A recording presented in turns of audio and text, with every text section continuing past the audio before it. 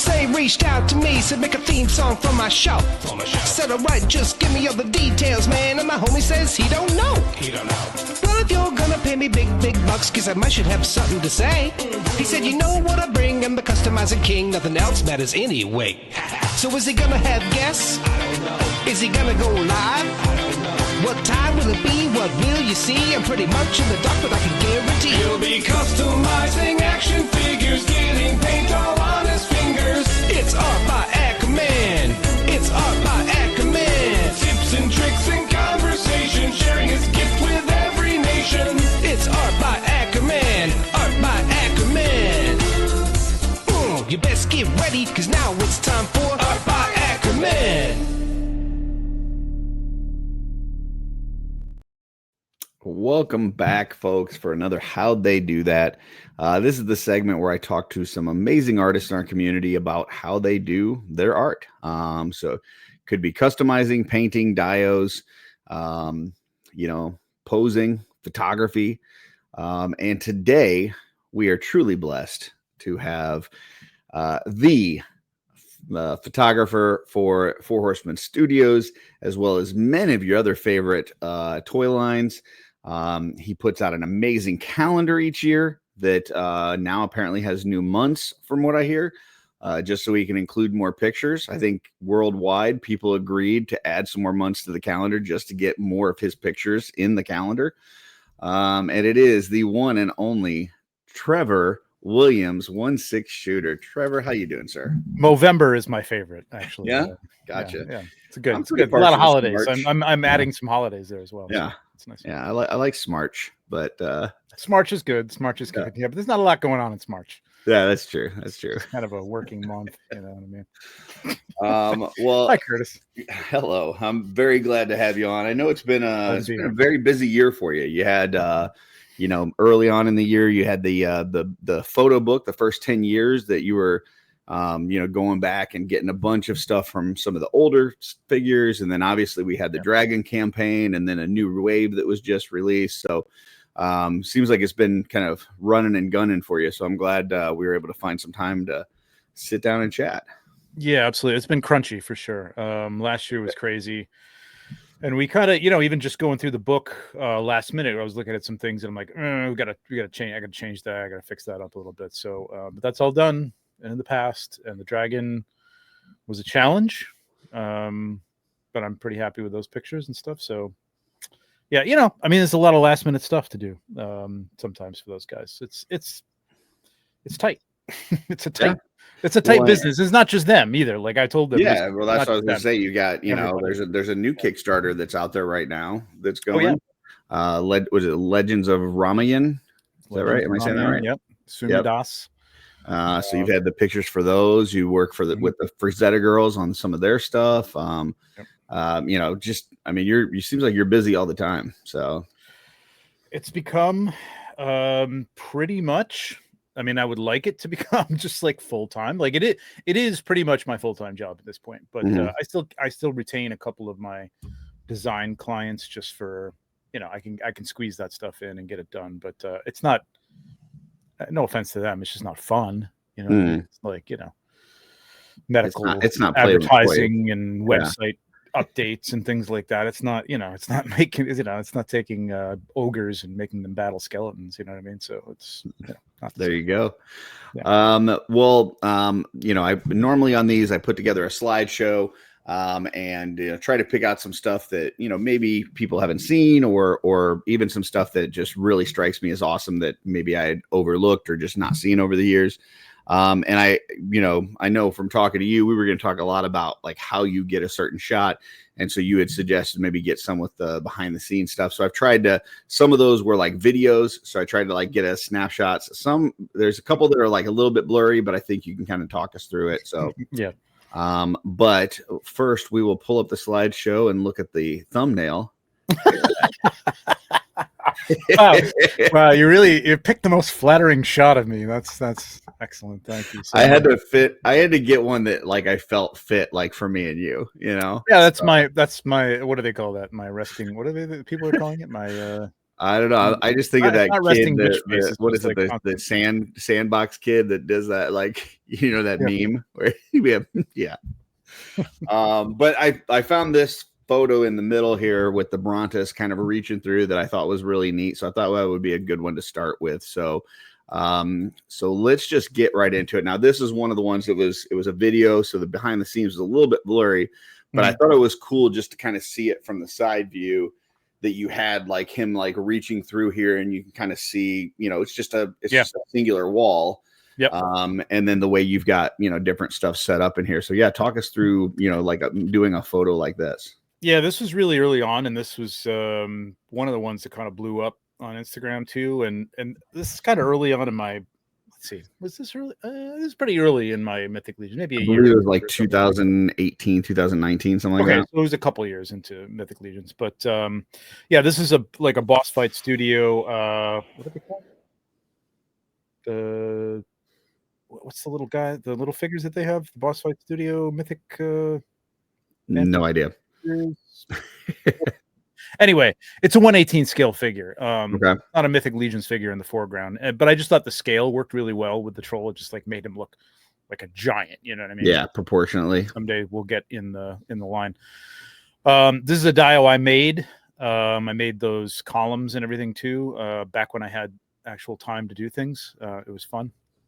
I probably will never have that time again, but yeah. So it's, you know, this is what I tell people. Like, it's a matter of like just getting the shot you want. Like, I know a lot of people, like even professionals, like you know, D Amazing has told me like he'll set something up and just kind of move around it until he finds some different shots and stuff like that. I generally have like a shot in mind, or as I'm developing it, I figure out, okay, oh, this is the angle I want. This is where I want things placed, and then I just work the shot around that. So yeah, he wasn't high enough in the shot to you know, to have him like looming over the figure in the front. So I have these cardboard pieces that came with IKEA D12s, which I had a ton of, and I guess smartly hung on to them, and they help lift things up.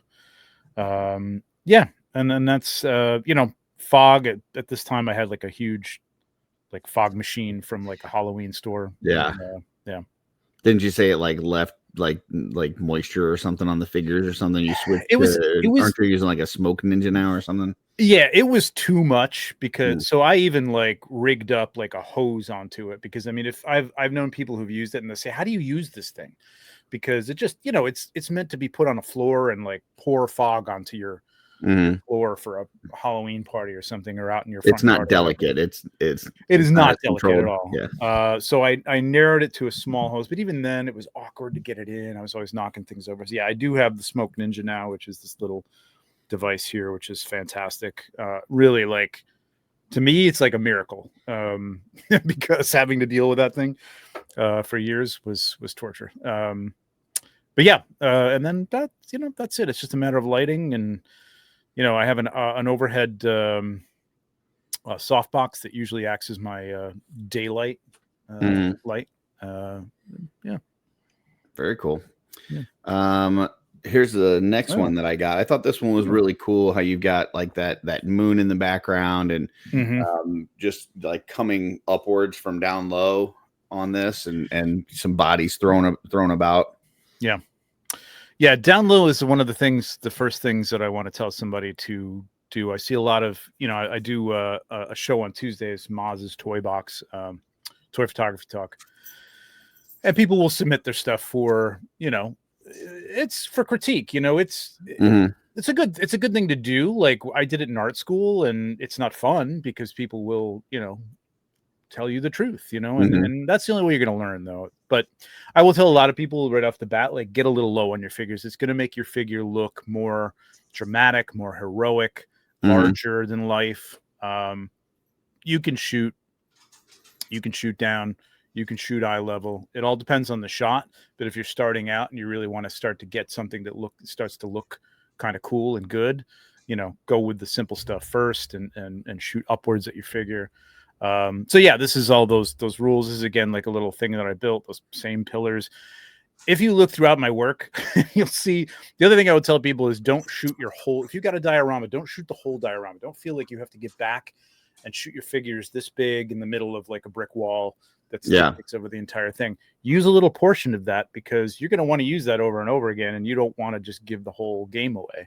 Not to mention it's not a very good composition.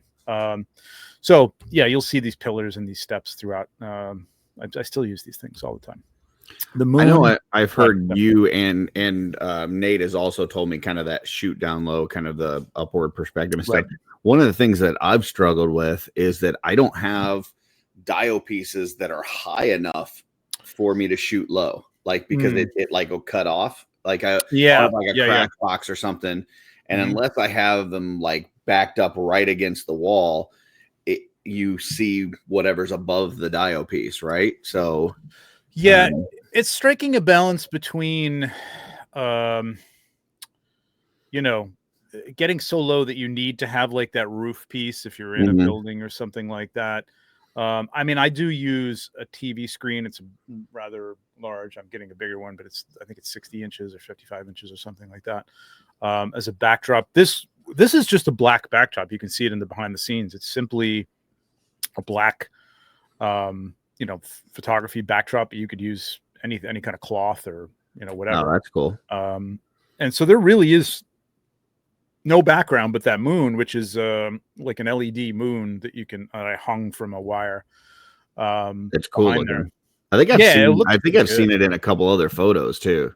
That moon. I've used it a couple times. It's a little tricky because it's not very bright, and you tend to lose because I do kind of a long exposure, meaning the lens is open for a long time, which lets in more light because I shoot kind of low light. And then when you add fog, that tends to, pull the light into, and I use fog in every shot. So that tends to brighten the shot up. So I shoot, with a fairly wide aperture. So the lens is open for 3 seconds and then closes.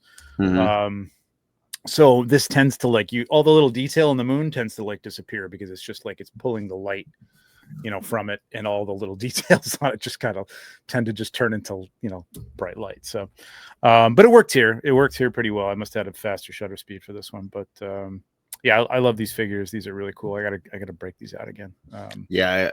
I think I don't know, maybe I'm talking out my butt here, but wasn't some of the original Star Wars designs kind of based on some of the samurai type stuff?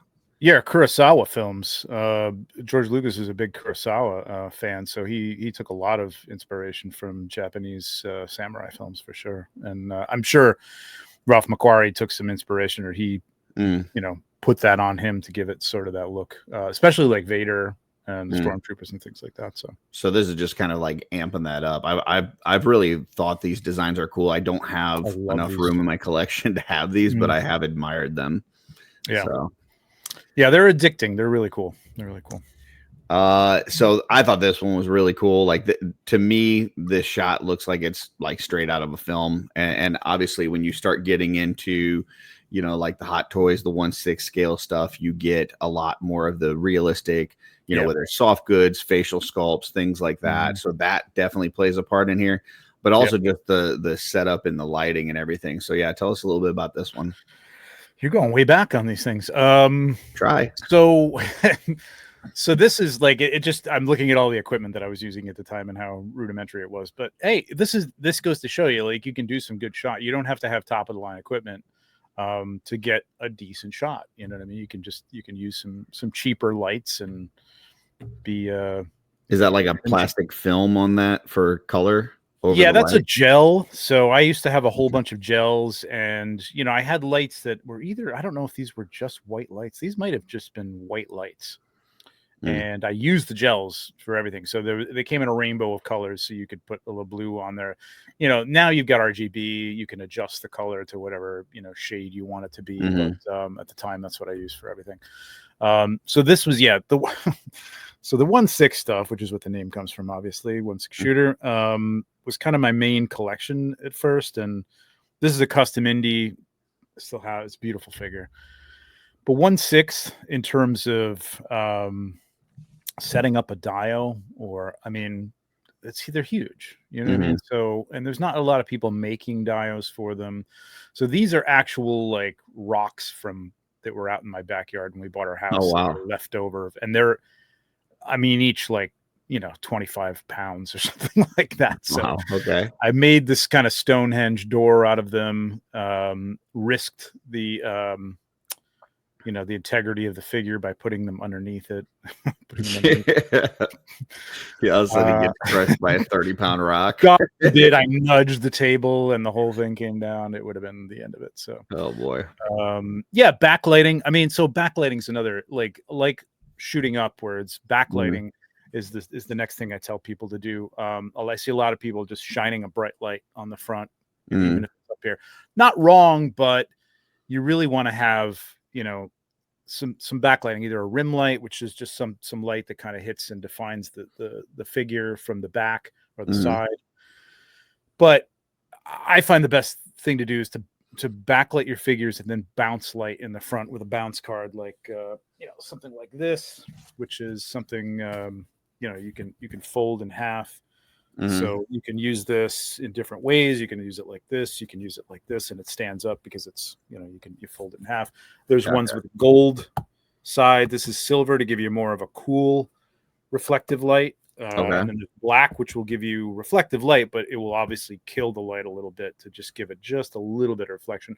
Or you use this as what's called a flag, which is to block light. From if you've got a light back here and you don't want it to hit the figure in a certain area or a certain part of the shot over here, you can kind of push that in front of the light a little bit to flag it. Gotcha. So, And you just buy them like that? Like it's called a bounce card and you just buy it, or you make those? Or well, you can make it. I mean, this is just a piece of foam core that I use. I cut these up into little pieces because sometimes you just want to have, and then there's these little clips that you can get from Home Depot. Okay. Clip onto that, and it'll stand where you want it to stand, right? That just kind of like holds it. So you don't need heavy duty fancy technology that you're paying big bucks for. You can get some clips and some foam and make it work. Yep. I honestly went out and bought, I mean, I still use them, like the big photographer reflectors. If you've ever seen somebody on like a photo shoot outside with a human being, fashion shoot or something on the, in a street somewhere, they'll have these big giant round, bounce cards, these bounce lights, right? Reflectors, basically. I got a couple of those. I've used them a handful of times. You don't need it. You're shooting, generally, everybody watching this is probably going to be shooting 1/12 scale figures. This is all you need. Just a little piece of card stock. You can go to, Staples or whatever, or Walmart and buy a piece of that. Cut it to the size you need, and that's it. Gotcha. But backlighting, you know what I mean? Again, like this is just light coming from the side. There is no light in front of him whatsoever. There's only probably a bounce card in front, just to reflect some of that light that's coming through back onto his face, just so that you can see aspects of his face. But there's also that cool shadow, which is contrast is a great thing. You want contrast in your photos as well. So, gotcha. Very cool. This is an awesome looking figure, by the way. I love it. Yeah, it's a fantastic figure. It was a very expensive build, but it's worth it. I love Indiana Jones. So, God, you're really going back in time here. I really liked this one. I felt like this is like a perfect Christmas card. Like I know they've started doing with the figure obscura, where they've put out the Christmas cards now with the figures. And I looked at this and I was like, dude, that would be a beautiful Christmas card to send out. And it looks so polished and professionally done. And then you look at like the setup, the behind the scenes, and it's like, man, if I set it up like that, I would think to myself, this is going to come out terrible. It doesn't look like what I would expect from the picture. So yeah, tell us what do we got going on here? Right. Which is why, well, first of all, it's funny you say, I'll go back. It is a Christmas card. It was a Christmas card actually that I sent to the Four Horsemen before I started working for them. They had a contest to send them either a photograph or a drawing or something like that. And what you won was a Sir Valgard, which at the time was way out of circulation, obviously. You know what I mean? This was like Advent of Decay times. And I actually won it. Nice. Actually won the Serval Guard. I have it autographed by everybody in the studio, and that's like never leaving. I'll probably be buried with that. So yeah, this thing won me that. And this was a time when like, yeah, figures were like, I know what they were. I know their names, but I didn't really care. You know what I mean? I didn't know anything about the lore. I was just like having fun with them as like D&D characters. And it just struck me as like, okay, this guy could be kind of a stand-in Santa. Obviously, you've got Xylona as a deer, and a little kind of green goblin-y elf with a bag full of skulls. With a bag full of skulls. Yeah, it was. I have so. If you go back through the years and look at my Christmas, I usually have like a mythic Christmas shot. I don't know if I did one last year. I'm not sure. I think one year it was actually like Santa at, falling asleep by the fire, which was nice. But normally, I don't know, they're bloody. I don't know why. They're just like, they're really like horrible. I'm like, I don't know why. I don't know. Like Violent Night. It's funny. Yeah, exactly. It's funny. So yeah, I mean the little green light behind there, obviously I had the Aurora Borealis on the screen and behind, so that kind of emphasized that light coming from behind them. A lot of the stuff you don't even see until you get the fog in there, and then the fog reflects the light and it gives it that overall feel that they're in that scene. You know what I mean? The fog kind of marries the whole thing together, and then there's post editing which kind of does the same. So well, and then this, like you said, this was a while back. So what are you using for snow here? And is that what you still use today? I believe that is still the same stuff, and probably in the same container that I have it in today. Okay. I preserve this stuff, but what I didn't do then, and I can see it right here, is that I use a felt underlay now, like a white felt.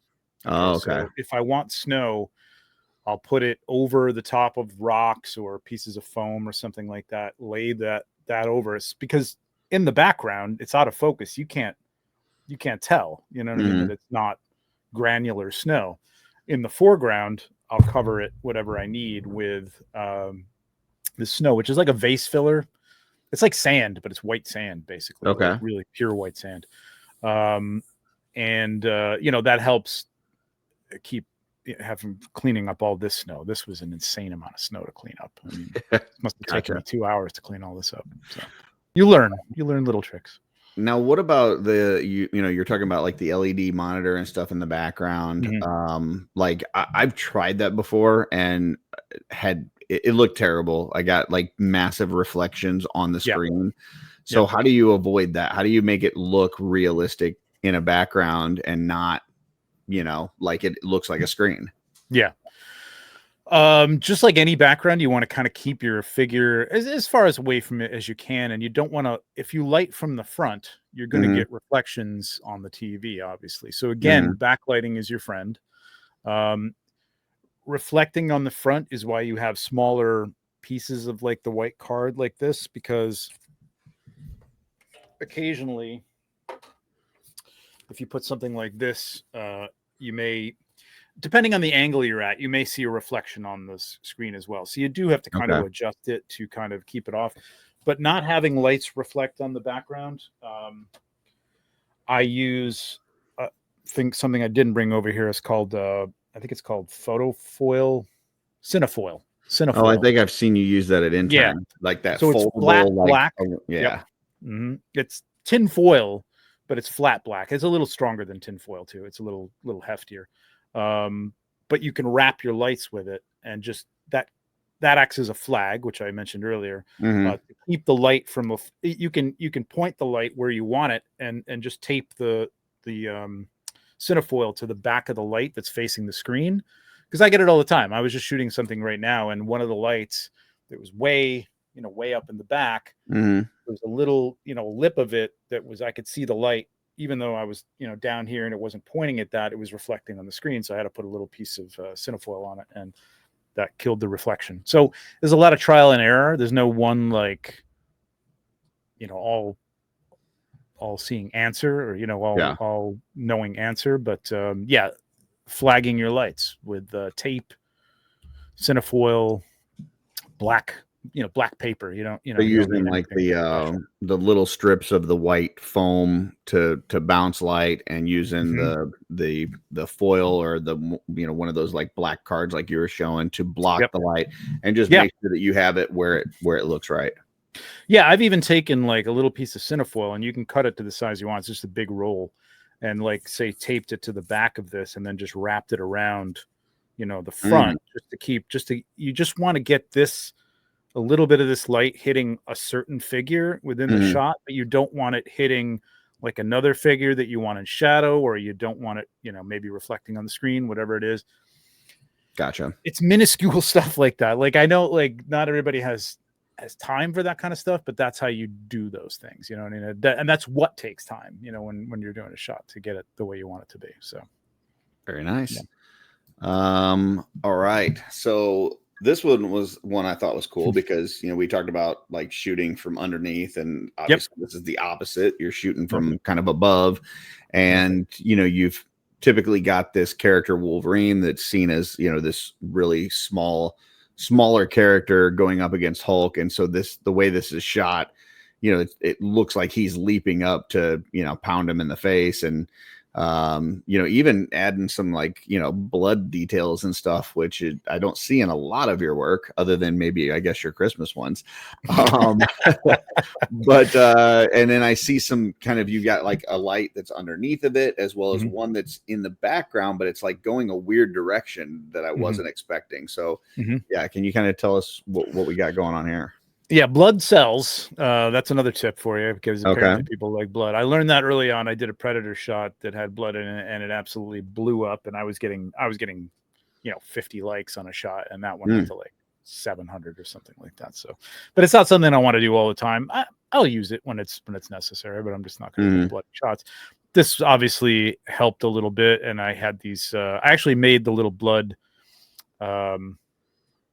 What would you call those trails? Splash, I guess. Yeah, from his claws.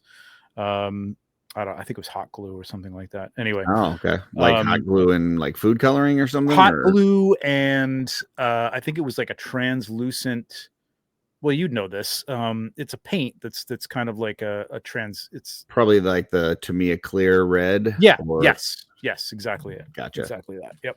That's what Joe Vasapolo used on the Red Jet. Yes. Yep. Yeah. Exactly.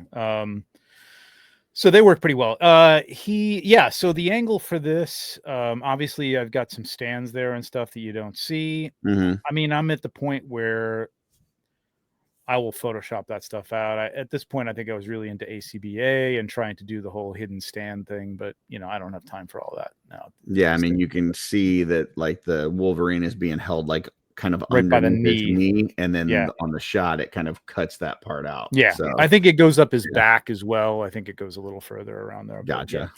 So the light on the left is probably being, I think you can see the bounce card just at the bottom there. You might see the lip of it.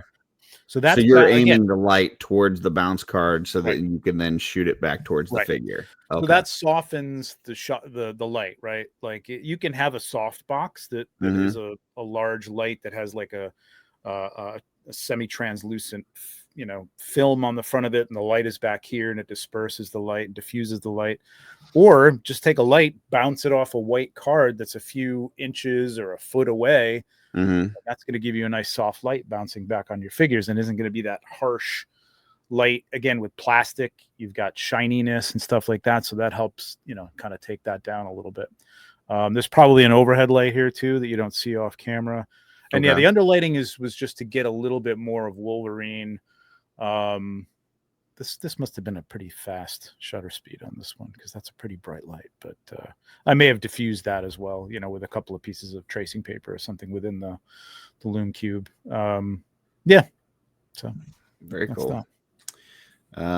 Next one we've got is, and Jesse's gonna love this one if he hasn't seen it.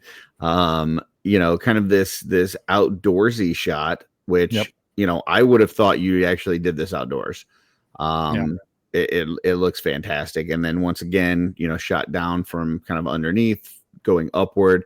Very stoic pose on this one.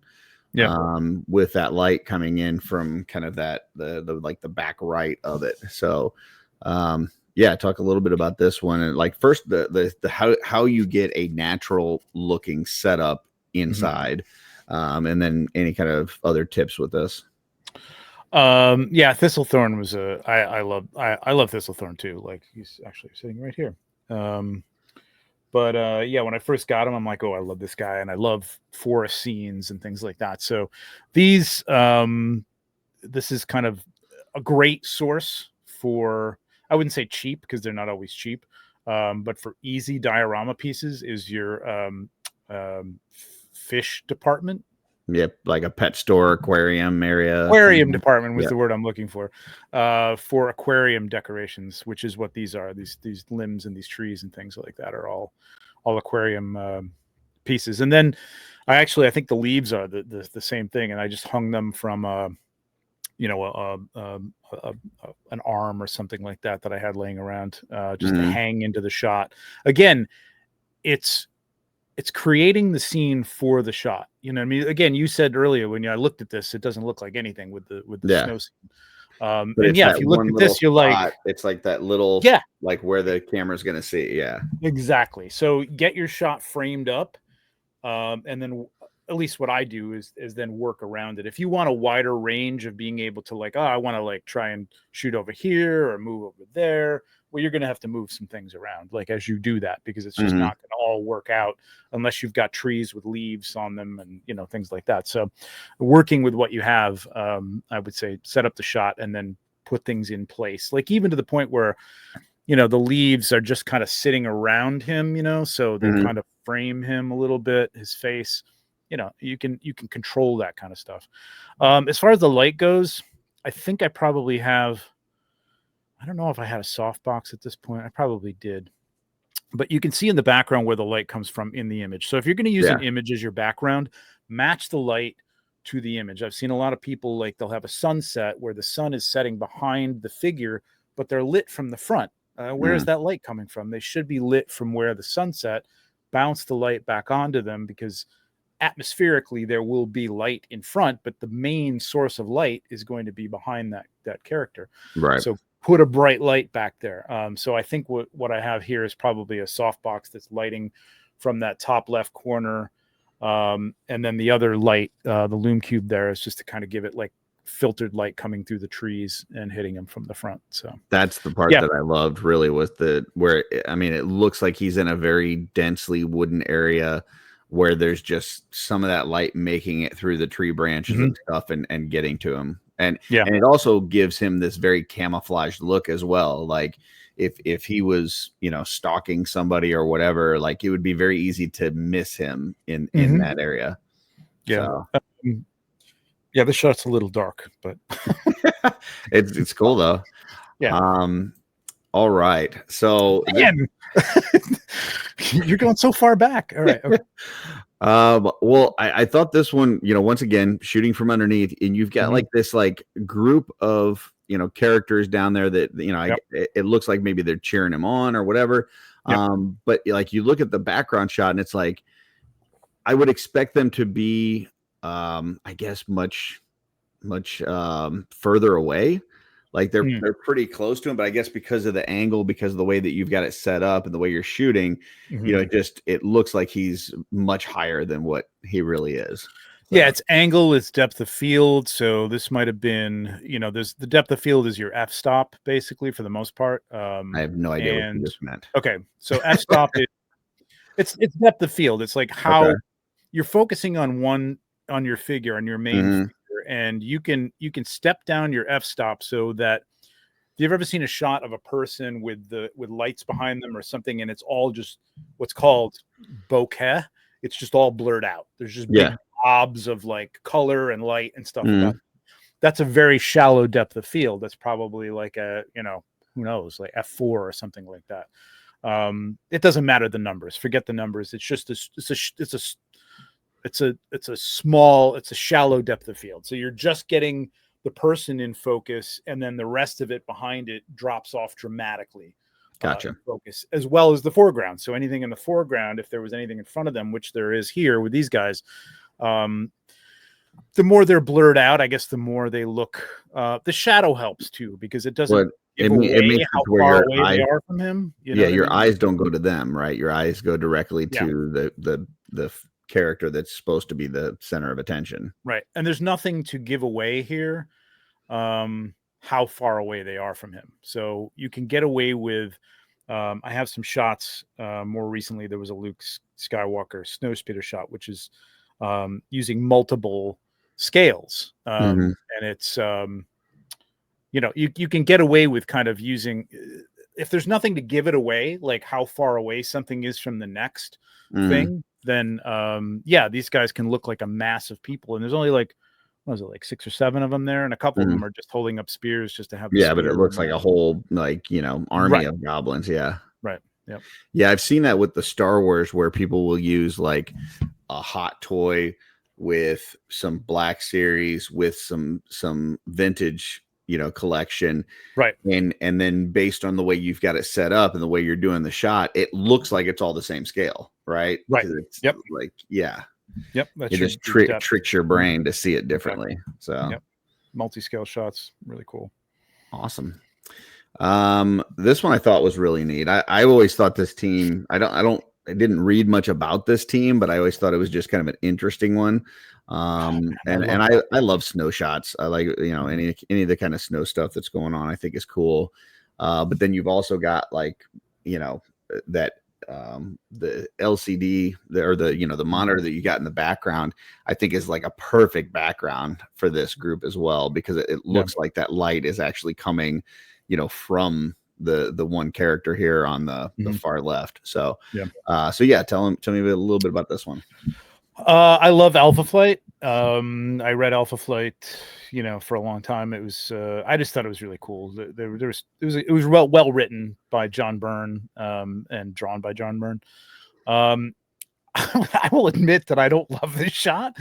Really? But I don't love it. I mean, there's things I think there's things that I would have done differently now, but it's tough to get a team shot, that kind of like comic book cover shot. I did one with Guardians of the Galaxy, which I like a lot more, but it works. I mean, I know what you're saying. Like, I like the snow aspect of it. I think the background works with them. I don't know what I would do differently, but I was just so excited to get the whole team once they came out with that pack that contained all the other figures that I didn't have. I was happy. But yeah, there's another one where you can see the light. I think you could see the light back there, just behind Sasquatch, which is creating so that this is what I was talking about. The picture has that sunlight coming through those 2 trees back there. So you need to match that, and that's a tricky part when it's in the middle of an image, and you've got to like hide it somehow behind a figure or behind a tree or something. You know what I mean? Enough of it's got to come through to give you that bright light, but you've got to kind of hide it behind something. Fog helps with that, because the fog will again disperse the light. You know what I mean? You blow fog into that, and suddenly, if it even if it looked underexposed in your camera, it's going to be brighter, because now the fog is bouncing the light all over the place. So, which is the case here. There's a lot of fog, obviously, in the foreground of these guys. And then in the front, I'm assuming looks like you got the clip there with the bounce card, and that's just an all white card, like a foam card. Okay. So that's bouncing that one light, and I think there might be an overhead. It looks like there's one in the back right, like on the other side of the card, kind of. So that's okay. So that light, it's blue. Okay. Gotta let it go. I mean, it's not. You can't. If you look at the shot, you probably don't even see much of that, but it just gives it a little bit of a rim. That's kind of a rim light. Okay. And it's just there to kind of just create, as if light was bouncing off trees that are more in shadow. You know what I mean? So Gotcha. It's probably not even necessary, but it's very subtle. You could leave it out and it would still be fine. But yes, that card with that clip, like I said earlier, is creating most of the light on them. It's coming from the back and bouncing it back onto them. So very cool. Yeah. Here's another Legions one, and I think this one's awesome. Like, first off, I love this character. Once again, I'm a big fan of the snow stuff, and I love her color scheme. But and I guess you could probably interpret this in different ways. That maybe you could interpret this as she's hiding. I don't get that. I get that she's going to take out that whole group of orcs, and she's just being strategic here. But I love the first off. I think, correct me if I'm wrong, but I think you did those trees, right? Because I know you've talked about doing some of those. So that's pretty cool. I love the way that it matches in with the monitor that you've got in the background, and then just the feel of this whole shot. And now in this one, you actually have snow coming down. So that's where I also, kind of, if you could talk a little bit about how that happens. Yep. Yeah, I like this one a lot too. Like when you can match the atmosphere of the image you're using in the background, and all these backgrounds are stock photography that I pay for. So I've used my own photography, but I don't get out enough, and I'm not in beautiful woods to take beautiful shots of forest. So where do people go to get that? To get stock for? Is there like a subscription that you do, or is there a place that you can get that?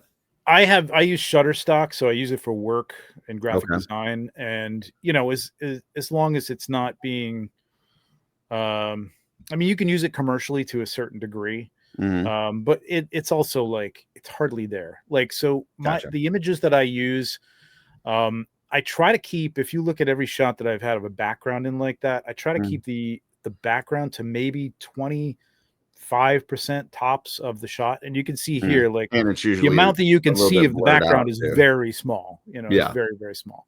But I wouldn't use anybody's like work that I know some people will just go on Google and Google an image, and if it's somebody's work, I wouldn't use that. I have the right to use these. I've paid for it, so gotcha. That's that. But yeah, matching the light, and you can't really see it in the BTS for some reason. I don't know if I had a light turned off or something, but just that overhead, soft, gray, snowy, cloudy day. It's a lot of overhead light. You can see it hitting her head and the top of her plate armor there and her arm and stuff like that. It's just all basically coming from that. And I think there's a bounce guard. You can see the clip by the tree that just kind of comes around the back of her. So it's just kind of hitting the back of her, because I wanted her face to be somewhat in shadow. I really like the poses on the orcs. That's my favorite part of this. I think they just really look like they're trudging through the snow. As far as the snow falling goes, I have tried using instant potato flakes. The snow that I use through a sifter. Early on, I tried flour. I hate flour. I would not use flour or cornstarch. It's a nightmare to clean up from your figures, from the table. So I opt to do this in Photoshop in post because it's just easier. So it's another stock shot of snow falling on a black background. And in Photoshop, if you put a stark black and white shot like that with white snow on a black background, and you set it to screen mode, there's different, or overlay mode. So the layer above your picture, you'll just see the black and white shot. If you set the layer mode to overlay, suddenly the black disappears and the white kind of just overlays the shot, and you have to adjust it from there. Like, it's not just as simple as that. It's not automatic, but it looks pretty good right off the bat. And it's a matter of like making sure that it looks, like there's enough depth in it in the shot that you're using. So that it looks like it's in the background, it's in the foreground. You don't want to not have it over the foreground of your figure, the face of it, because I've seen people like the snow is falling everywhere, but on the figure, because they erased it, and like, well, no, snow would fall. But again, depth of field. If you're shooting this in reality, the snow is falling. It's going to be out of focus. It's going to be a little blurry, right? So that it looks like this. You don't really want to see the individual flakes and things like that necessarily. So. It's a little bit of a process. I can't tell you an easy way to do it offhand, but I'm not sure if I have a video on this, but I probably should have a video on this somewhere. But, yeah. Now I know sometimes when, like in reality, when I go outside and there's snow on the ground and stuff, because the ground's all white, it also reflects light upward. Yes. So do you ever have to account for that? And how would you go about reflecting that light upward if it's, you know, in a shot like this. No, that's actually good. Like I want that in snow. And there's been times where I did a shot with a Game of Thrones dragon mask and the Night King, I think it was. And it was a very tight shot.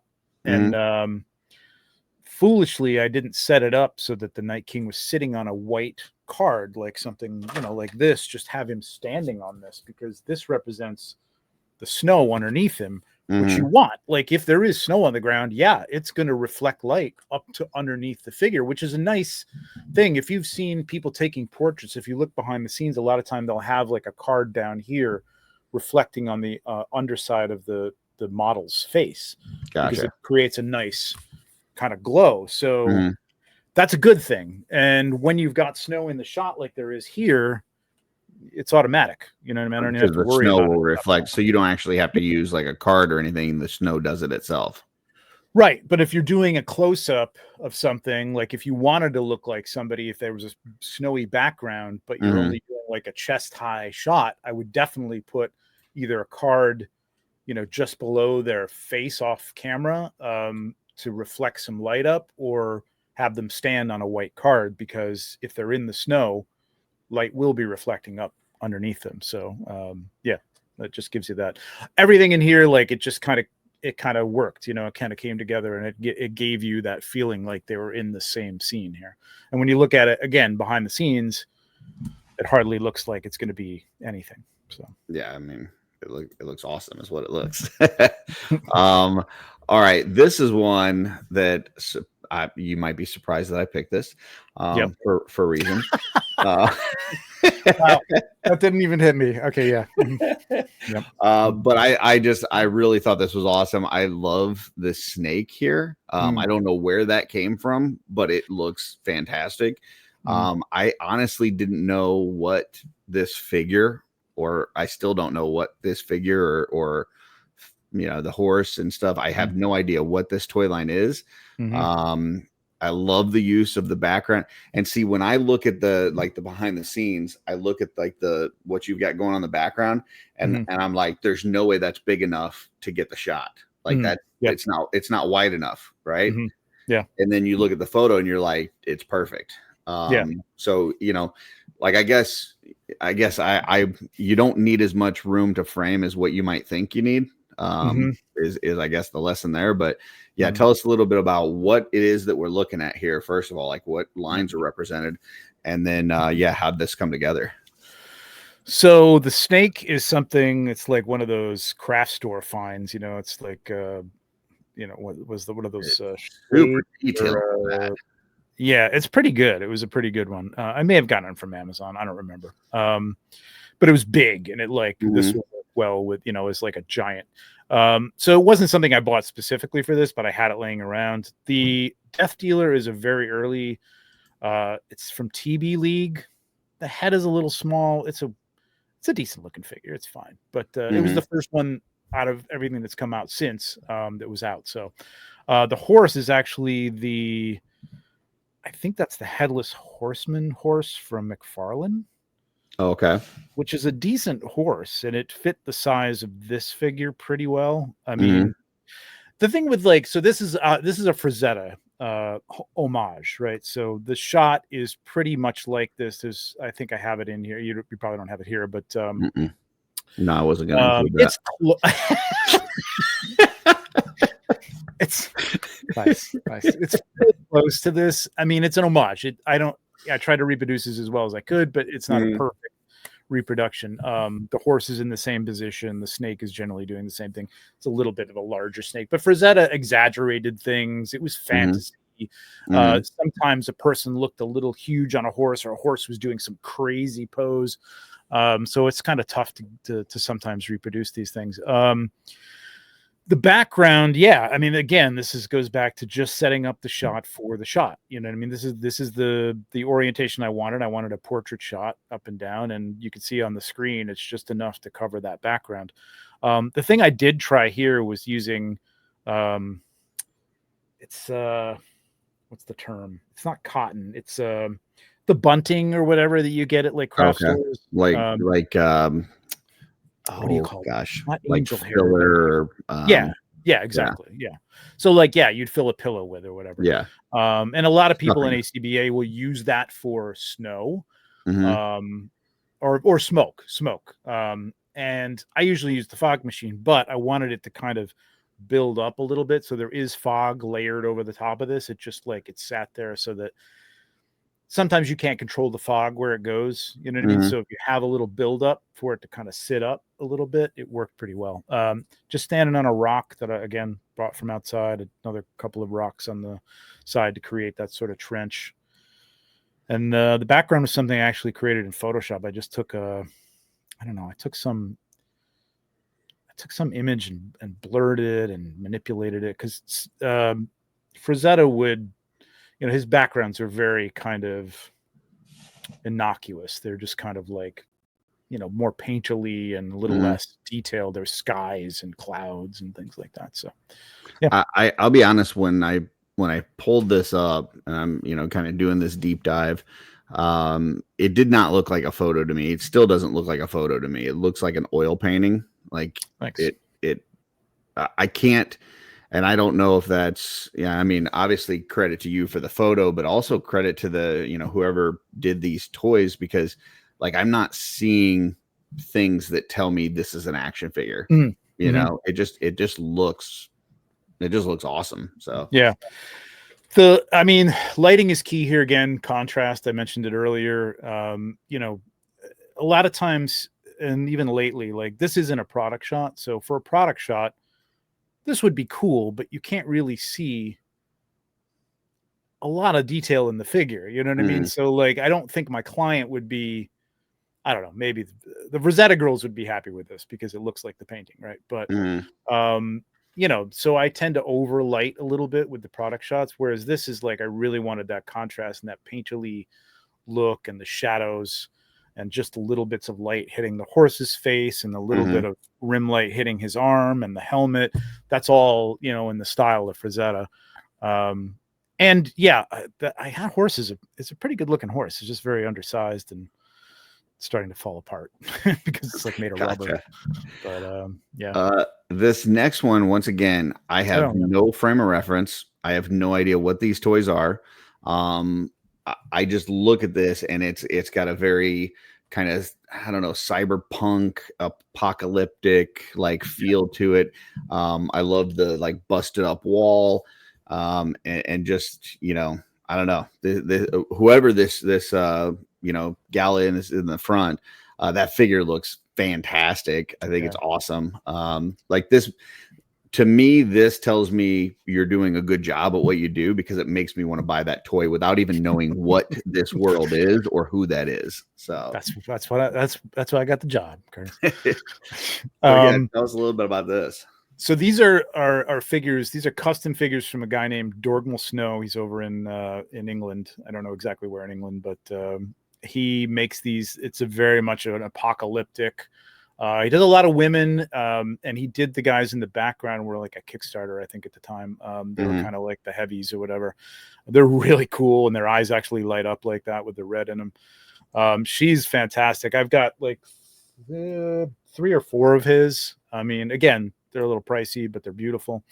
A lot of detail. He weathers them all and makes them each by hand. So they're just really cool figures, and I really wanted to shoot them. I've had them for a while, and yeah, I like the composition on this because this is kind of a, you know, you're cutting the image kind of in half, you know, foreground to background, and really separating it with like the fog and giving those guys. You can see how farther away from her they are. They're literally 8 inches away from her, but in the shot it looks like they're maybe 10, 12 feet away. You know, again, stuff you can do with depth of field. The fog helps. You know, I was blowing fog into that I part of the really shot, didn't not in understand the what whole was shot. going on with this card, like to the far left, like, because it's, yeah. Yep. So you can see in the image in the background, there's kind of you know, there's a dark, dreary overtone to the back, you know, and again, like the sky is sort of blue, but it, like when it's gray, it's kind of a gray blue. So all that card is doing is that's just another bounce card. There's no light. The only light hitting that is the light coming from overhead and any ancillary light. So all that's doing is creating, if you look at them, you can kind of see a little bit of like what looks like, reflected light on the left hand side of them. That's it. That's all it's doing. Again. So why the multiple colors on that, on the bounce card and stuff? The blue is just to take down, because if I used white, it was going to be very bright. Okay. And obviously it's a gray overcast day. Yeah, there could have been something there reflecting them, but I wanted the light to come from up above. You can see where that light is coming through the clouds, like it's breaking, like on a day where it's raining and there's a little opening in the clouds and there's light coming down. That's your light. But I definitely wanted something to, I didn't want them to fall into complete shadow over here. So I put a bounce card there. The white happened to be a little too bright. So what I did is I put the gels on top of that to just kill it a little bit, but kill it and give it a blue overtone, as opposed to like using black or, it gives it a tone. Gotcha. So you're still getting some light bouncing back towards them.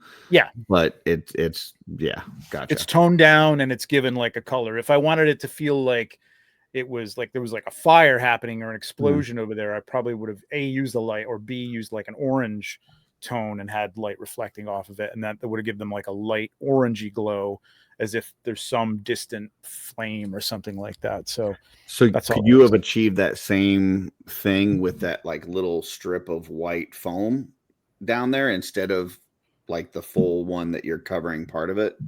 You're talking about, yeah. I mean, well, yeah, but there was more room to cover. You know what I mean? There was more. Okay. They're bigger figures. These are 1/6 figures, so it was a bigger area. I didn't realize that. Yeah, they're not 1/12. Yeah, so like if I just wanted the foreground figure to have that, and for some reason I wanted the background figure to not have that reflection for some reason, yeah, I would have used like a little strip, of card. It all depends on how much you want. Here it didn't really make a difference how big this was. So she's 1/6 then too. She's 1/6. Yep. Wow. Okay, didn't realize that. I may give away things that are wrong, but the dio piece is really a 1/12 dio piece. So if you really get nitpicky, the bricks are a little small for that figure, but whatever. But the light on her is a lume cube. You can see up in the right hand.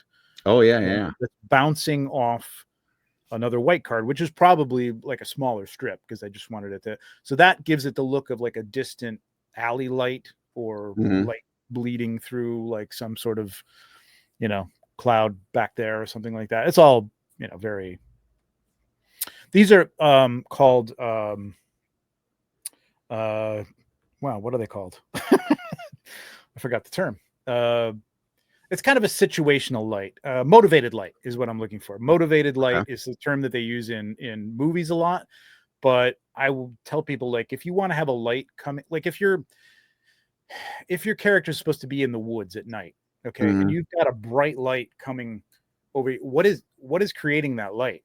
You know what I mean? Like, you got to think about that. If it looks like there's a truck coming through this, then have him reacting to somebody coming at him in a truck. Even if you don't see the truck, he should be reacting to that. Otherwise it would just be the moonlight, or use an orange light to indicate that there might be a flame over there, like there's a fire, or there's a fire in the woods, or if you're military, if you're doing GI Joe, explosions happen all the time in war. You can light, you don't have to see the explosion, it's just there's an orange light hitting your character. That makes sense because they're in a firefight. You know what I mean? It's if it was green, what's creating a green light on them? Now you got to give me some kind of idea as to where that's coming from. So motivated light, and that's gotcha. What that is. Yeah. So here is one that you did for the Sphexian Minor. Yep. And I just think this is awesome. Like, this isn't the shot that you did for them. This is something extra, right? No, this is the shot I did. Oh, for them. it is. Yeah, no, okay. this was the for it. Yeah, this was the sexy environment shot for the figure. Yeah, I mean, they're cool figure. I mean, I like this figure a lot, but when you tell me like, okay, they're minors, I'm like, oh, how am I going to make that look like really cool? But I mean, caves are cool, and he's got that awesome weapon, or well, a drill, I guess. Well, it's an alien planet, right? So what does it Yeah. look like inside the cave of an alien planet Right. mine? Like, who Right. knows? But I love the purple, the highlights and lighting on the rock formation stuff. I thought was really cool. So that comes into color theory, and that's a good thing. Like, look at your color wheel as well, and colors on the opposite side of the color wheel are complementary. So orange and blue is a great combination to use. Purple and blue are more closer together on they're neighbors on the color wheel, so those work well together. So that's what this was. Purple and blue. It's just a nice color scheme. Now, the other thing is, I would say you want to cut things sometimes with a little bit of white light, just pure white light, which you can see coming from the top down. And I love that. I call that a god light. I think a lot of people call it a god light, but like it's paramount lighting. It's basically, where would that be coming from in a cave? Who the hell knows? There's an opening somewhere or whatever. But if you look at paintings, you'll see it all the time in old master shots. If there's something coming down, it's a god light. But that cuts. If you just had blue and purple in here, it would get a little monotonous, and it would like take some of the detail away from the figure. So I like to cut it with a little white light. But yeah. Very cool. Yeah. And you never know. There may be like an opening in the cave where there's sunlight coming in through it or something. Yeah. So. Or they have some, artificial lighting in there that's hanging from the ceiling. Yeah. It doesn't look wrong. So, it's good. And this one, I believe you had in one of your calendars, right? Yep. This was not last year's, but year before, I think. This was the December shot. So, I don't get a lot of time. No blood. No blood. Shot. Yeah. No blood. That's true. This was a heartwarming Christmas shot. Yeah, this is nice. I was really happy with this because of that fact. But I've been trying to do more heartwarming stuff. Although I think last year was also not bloody, but whatever. I like this shot a lot. So this was a dio from blanking Chris Ferrone. Mythic Bits. He was selling it at one of the Legions Con, like it was like kind of a test thing, and I'm like, I want that. I gotta have that. Bought it immediately. Not very big piece, but you can see like it's got the cool, dwarven carvings and stuff on it. And I'm like, I gotta find a way to use this. But again, like you were talking earlier, shooting upwards, there's not enough of it here. You're going to hit the top of it, and it's just like, well, what's above that? So I did put the rocks, even though you don't really see it in the end shot, because this is more of an eye level shot, which is fine. That works. It doesn't always have to shoot up at a character. See, when I was looking at the behind the scenes, I assumed that was part of that dio. Like it actually works with it. Yeah, those two rocky looking things are, again, this is kind of stuff that you figure out, or you see some of those are terrarium backgrounds, I guess, if you have a lizard or something like that. Oh, okay. So hit your local pet stores, people. Pet stores are awesome, man. And these I think I found on Amazon, but they're just foam, but they look great as rocks. I've used those in a lot. Actually, the last shot with the Sphexian Miner, same background. Oh yeah. Yeah. Oh, okay. There's the rock. Yeah, there it is. Yep. Same thing. Very cool. So that just filled it out. Again, like sometimes I will build out a little further than I need to because I'm not sure what the angle that I'm coming in on. But yeah, I like this because it just felt like I love snow shots. I love to try and get that cold feel and the night feel. And then I love what makes this work is your eye does kind of go to the dude in the doorway because it's the warm, it's first of all the brightest, most contrasty part of the shot, which is usually where your eye goes anyway.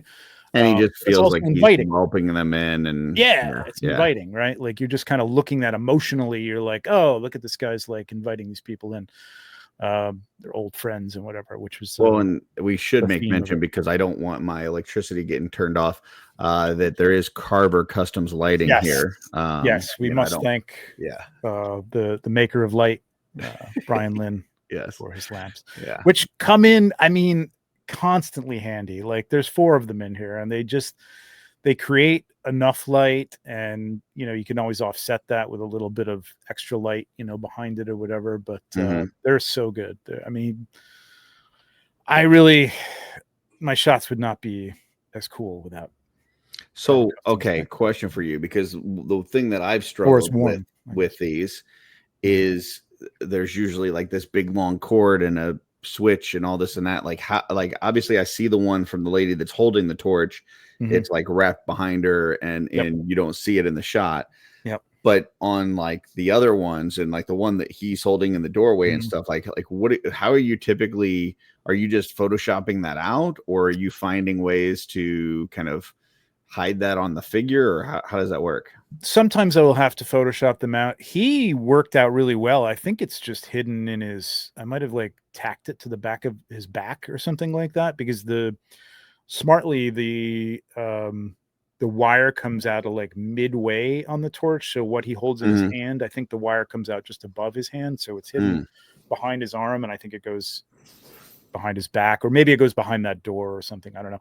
Occasionally I'll have to Photoshop them out, but here, obviously with the two stand-up torches on either side of the doorway, you can hide that in the snow. You don't see those. Hers, like you said, you can just be hidden off screen. There's other ones that like, sometimes I'll do a shot inside, like an interior. I just did one for something. Your character. Oh no, you know what? Actually, those were his new pillars, so those worked out really well. But sometimes I will have to hide the wire with. Are the wires inside those pillars? Yeah, the wire goes down the middle of the pillar, and the switch is on the bottom, so it looks seamless. It's great. Oh, that's beautiful. Really, really good. Yeah.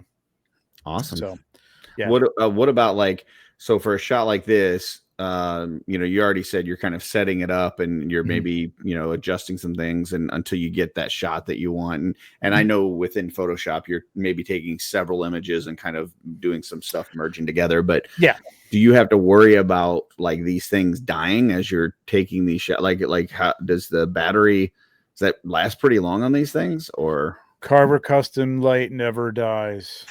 Gotcha. Okay. No. I mean, occasionally, like I'll have to like let it recharge or switch out a battery, but I really haven't had to.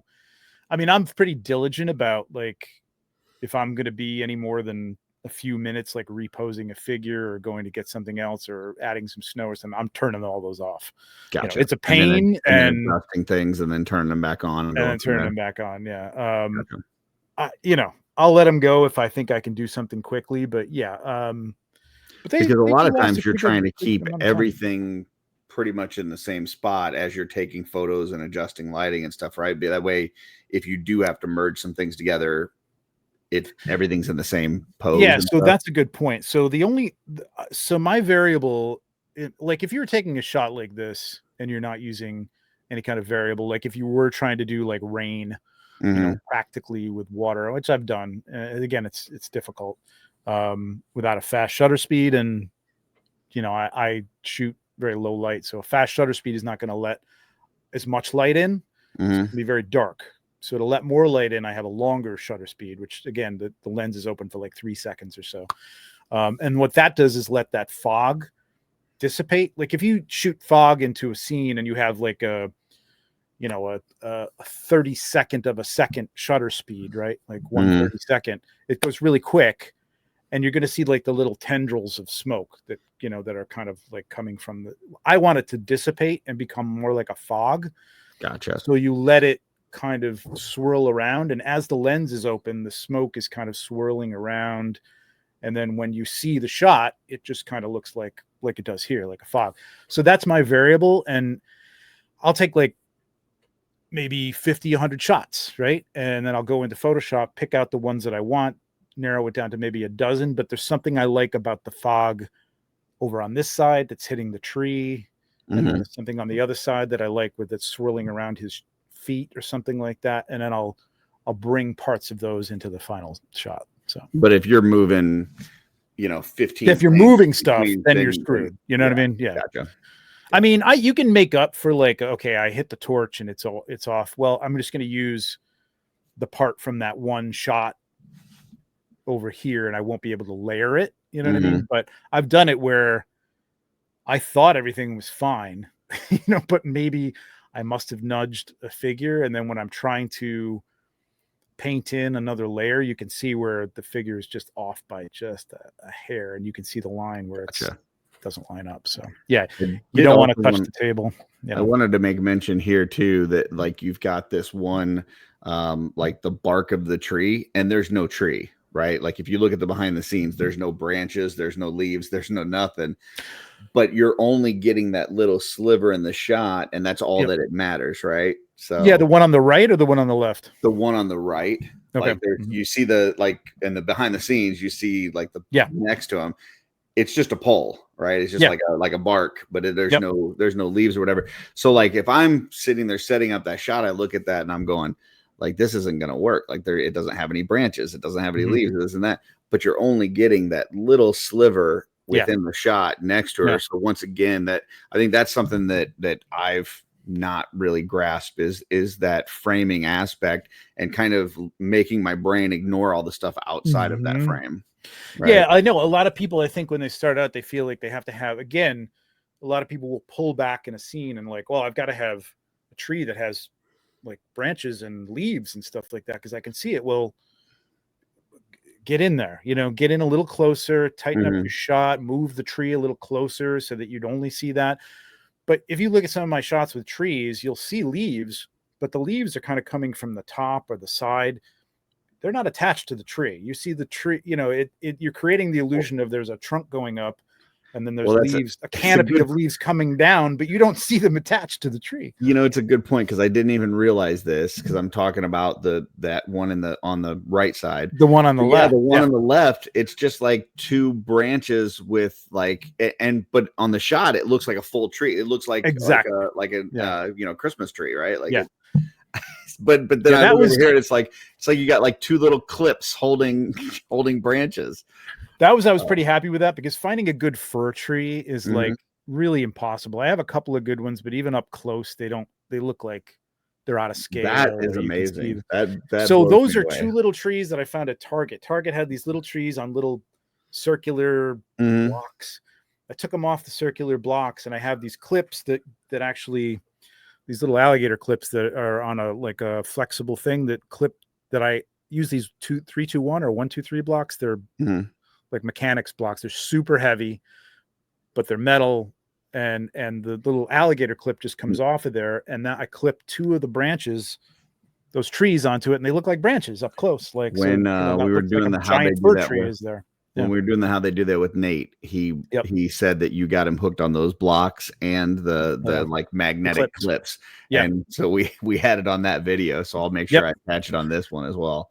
They're fantastic. I use them all the time for this exact thing. In fact, I'm setting up a shot right now. And I'm using them almost exactly like this. But even like overhead leaves, you know what I mean? Like if you just want a little leaf, there's some shots. I think even the one with the thistlethorn earlier, I might have had them on something like that, or maybe hanging off. I mean, it's a great way to do that. And, well, now that you say that, I see one of those blocks on the other side of that tree to the right. What is it? What's that one? Is that one holding the? I think that's holding that.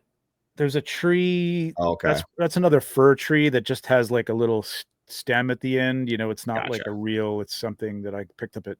Yeah, and again, what do you see of that in the final shot? It's just a bit of couple, a little branch, But you don't know, you know what I mean? You set it up so that through the shot, like maybe I want to move it over here, maybe you want to move it over there a little bit. But sometimes that just adds a little depth. I like it. I like that it's there. It's probably not necessary, but I like that it's there. Well, I know we're significantly over the time, but I've got a couple more slides here that I think people would absolutely want to see. The next two do not have behind the scenes though, but I think this is an important one. I think people want to know. There's, you get the two members of Shooting the Shelf with tributes in the same wave, and you get these amazing pictures from Trevor, and people want to know, like, how were these done? So, what's going on with these? Yeah, I didn't know the significance behind these at the time. I don't think I might have known about yours. I don't remember. Sometimes Jeremy and I talk, and I'm like, I don't know. I'm concentrating on the stuff that I need to really worry about. Well, Like, oh, that's a nice little story. I'm taking notes right now because once the figure comes in, I definitely want this exact. Like, first off, I want your photo, right? I want your photo, and then I want to set up this exact like tavern moment with him standing on there. I want to create this whole thing again. So yeah. Okay, well, you're gonna have to start out with a couple of those Carver Customs pillars. Okay. Which again, using them here, I got them right here. I can show you what they look like. Because poor Brian needs all the help he can get, right? Nobody doesn't sell any of these things. Nobody buys any of his stuff. They're great. They're like little columns, right? But like you could, using them here, they kind of look like they could be either pillars within the inside of the tavern or whatever, or walls. You don't know. You can't tell. But they create that nice little frame along with the people. There's and I believe, and you can correct me if I'm way off here, or I might have to fact check myself after the episode, but I believe he says that he's selling those for $50 a set, and that's painted, lit, the switches on the bottom, all that. So that's amazing. It's a great deal. It's a great deal. Okay. I think Halvard is on the right, and you could just see just a little bit of his hand kind of holding onto the sword. I think I had his other hand like leaning on the pillar, but it doesn't matter. It's all to frame. Burris is holding court here. People need to hear what he has to say. He's got important things to say. He does have important things to say, and he's commanding attention here. Yeah. I think this is his third show this week. Gotcha. Today, actually, this day, I think this is the third time he gave a speech. Every day, usually, he has something going on. No, but I figured this was something. To me, I knew the story roughly, and I figured, like, okay, this wolf's out there. We're all kind of stuck in here, and we all got to kind of get our shit together and get our nerves up, and so he's kind of like just like kind of leading people in a kind of a what'd you call that? Just getting people ready to go, like ready to fight or whatever. See, if I knew nothing about the story, like if I didn't hear the lore and through the wave reveal and stuff, I would look at this and I would go, there's a time, in the history of our world and stuff where you don't have social media, you don't have electronics, you don't have cell phones, you don't have this and that. And so stories are just passed on, whether it's from generation to generation or from town to town. And you get people that tell these stories. Did you hear about the time when this happened? And like, that's what this looks like to me. It looks like, he is telling this story about something that happened to some friends of his, or he heard about from the next town. And everybody's like, oh my gosh, like that's a ridiculous story. Like, I can't believe that happened, Yeah, it could be that too as well. Like if that's not in the context of the story, he's obviously a little guy and he's standing on this barrel. Yeah, he wants to be seen. Like, he knows he's little, but he knows his limitations, but he's going to overcome them, and he gets it. So just a wall and some parts that I've had from some other dioramas. The table comes from Insightful Imagery, which you can get on Etsy right now. And I saw a lot of people saying that we need a table, but that people make these. I know Drunk Gizmo Customs has quite a few, and there you go. He's making tables now. Yep. PL Toy Photography made the little barrel that he's standing on there, and now you got a barrel if you buy him, so you don't even need that. But this is just a little scene. I like the way this is framed, with the people in the front, the foreground being kind of in shadow, and you can just sort of that again rim light that just lights them a little bit so you can see the outline of what's going on there and realize. Is that one of the Father Christmas toys in the background up top? That's one of the little gold ones from the armory experience. Yeah. And it was a little kind of a nod again to the wolf. Because I knew this was going to come obviously before the wolf. So this is a little fun. That's very cool type of thing. So and then the Baylor, Byler. Yeah. Byler. Again, got to do a lot of snow scenes here. That was fantastic. This is a Lawless Studios. Diorama that I bought a while ago. I used it in pretty much all the snow scenes that I did, along with some background images that kind of match the look and feel of the. Are they at Legion's Con or are they online somewhere? Or he's just on IG. It's okay. Let me find his IG. It's Lawless. I think just Lawless Studios. Okay. I'll definitely put it in the description afterwards. Lawless_studios. Yeah. Okay. Some great stuff.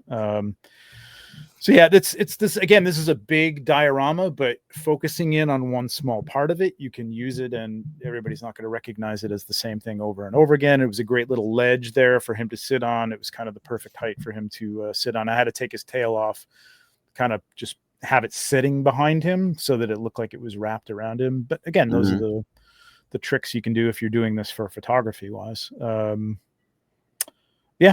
little light from the fire, which is somewhat, actually, I think most of that comes from the light that I put in there. So all that glowing light is pretty much from that firelight. I may have had another light off to the side just to give it a little bit more of a glow, but I think most of it is from that. So yeah. Very nice. Now that campfire, do you know if Eric talked with Brian Lynn before he made a campfire and just made sure that Listen, that was okay? Man, I don't want to, I'm not a lawyer. I don't know if they've licensed light from Brian or not. I'm not really sure. I'm sure they'll work something out. Yeah. Well, these are awesome shots, and as cool as having tributes are, it wouldn't be the same without some awesome photography, and you killed it. So, and now I know we're way over time, but I've got one more picture, all right, one more to look at. It's just one shot, and the stuff that you get to work on with other Kickstarters and with the Horsemen, like I'm sure that there's people out there that are like, man, this guy has the dream. Like he is living the dream. He gets to do all this cool stuff, but there's probably just one more thing that they're like, hey, they're really envious of, and they want to know how you did that. And that is this right here. I knew it.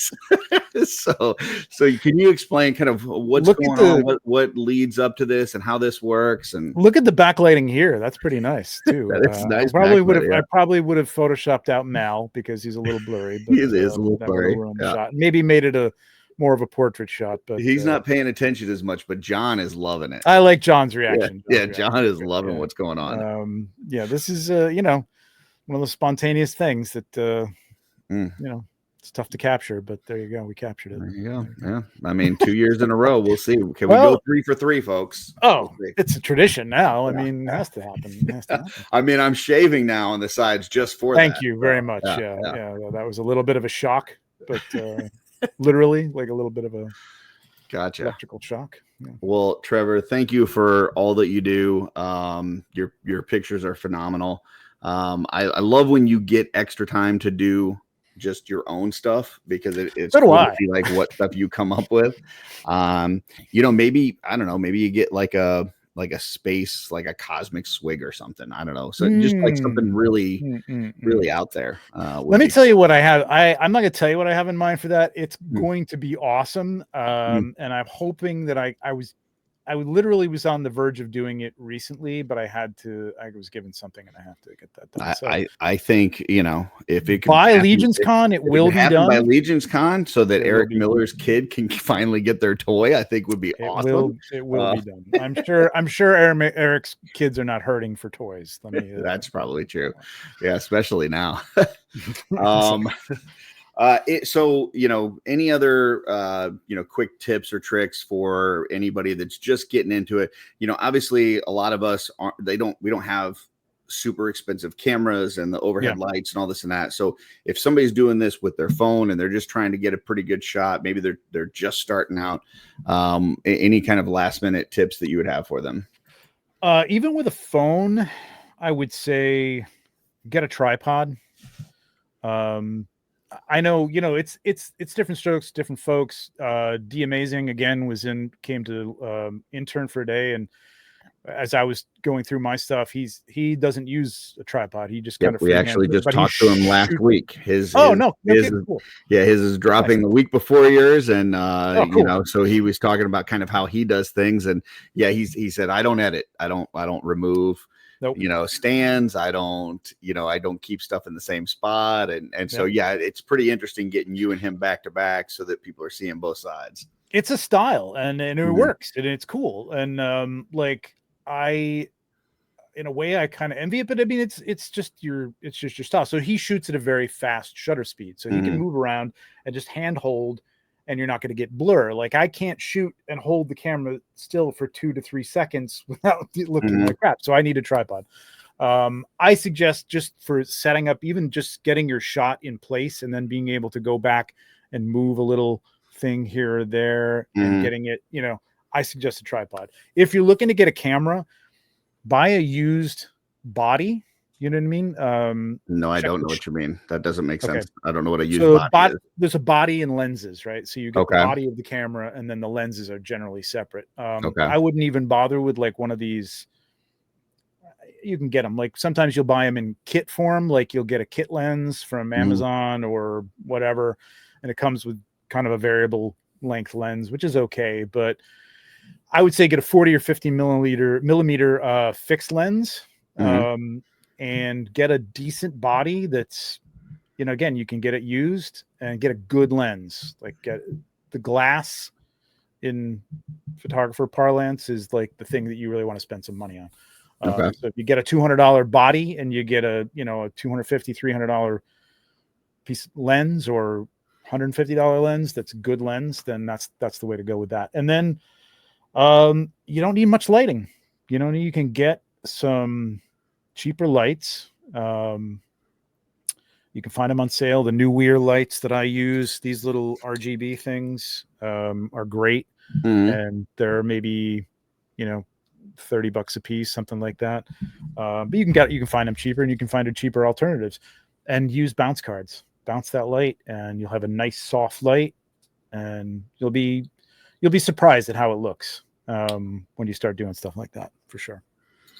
All right. So lighting, bounce cards. If you can get a camera. So what, like, if let's say somebody was going to buy their first like digital camera and they just wanted to Mhm. buy it outright, what Mhm. would be something that they would want to? Is there a brand to look for, or is there a certain thing that they would want to look for when they go to get one? I would say there really isn't a brand. I mean, Okay. I use Nikon, and everybody has their thing. Canon is just as good these days. Like, digital cameras are so advanced. Like, if you're shooting toys that are going to be sitting there and not moving, you really don't need anything crazy fancy, because a lot of the fancy stuff comes in like autofocus and capturing focus when somebody's moving around, like sports photography and things like that. Stuff isn't moving. Hopefully it's not. Mhm. It's only moving if it's falling over, right? So Maybe you if you're doing really don't. Greg's figure, that might you might Yeah, need if it for that. oh god, poor Greg. I'm not even going to touch that. I'm going to leave it alone. Yeah, so like you don't need an expensive camera. Yeah, DSLR. There are mirrorless cameras now that are fully digital. Mm, I wouldn't say you even need one of those, although those have been around so long that you could probably find a decent deal on a used one of those as well. okay. Again, spend your money on a good lens. That's it. Okay. You know what I mean? Buy a nice lens that fits your camera, no matter what it is. Canon, Sony's a great camera. Nikon's a great camera. They're all good. I mean, you can't go wrong for your first camera. You know what I mean? So, I wouldn't even recommend a brand. Just find All right. something good. Yeah.